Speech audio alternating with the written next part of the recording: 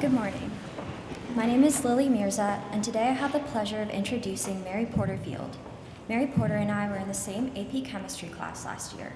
My seat was across the room from hers, and every day I was impressed by how she never failed to take detailed notes and ask for clarification when the class was confused, which, if you've heard about AP Chem, was a lot. I think we all secretly depended on Mary Porter in that class. She was a brave soul for sure. To add on to her admirable qualities, I would also see her getting a head start on our AP Chem homework during our shared free period in the library. But I, and everyone else who meets her, admire Mary Porter not just because she's on top of her work, but also because she's so genuinely kind. She's someone you can count on to lend a helping hand or just a smile when you need one. I'm sure you are all so excited to hear what she has to say today, so now I give you Mary Porter Feild.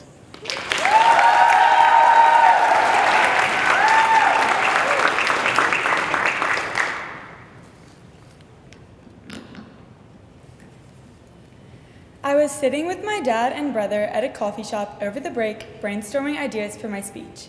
My brother noticed a phrase on the side of his cup that said, "Life's short, stay awake for it."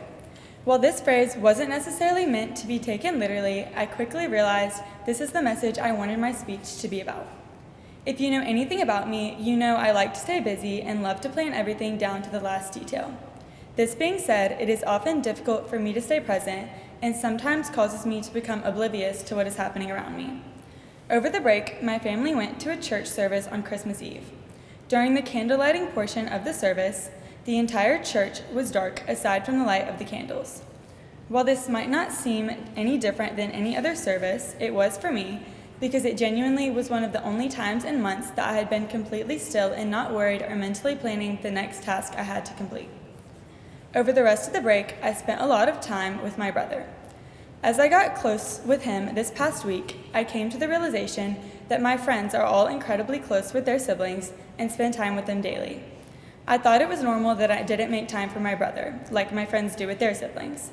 When he comes into my room each night, I usually tell him I'm busy studying and will talk to him later. My brother always puts effort into his relationships, which is a trait I admire in him.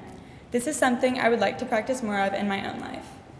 My obsession with productivity and hard work has put a strain on not only this important sibling relationship, but on my friendships as well. In a given day, I rarely spend time with my friends or my family. In my mind, I like to save this for the weekend, but these moments are happening now and I am missing them. No matter how well I perform, constantly working toward a goal of higher performance will not fulfill me. What will I do when I finally reach that goal? Will I be content then?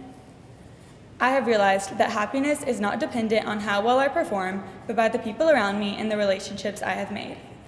My physics teacher said to our class recently that when it is time to eat mangoes, eat mangoes.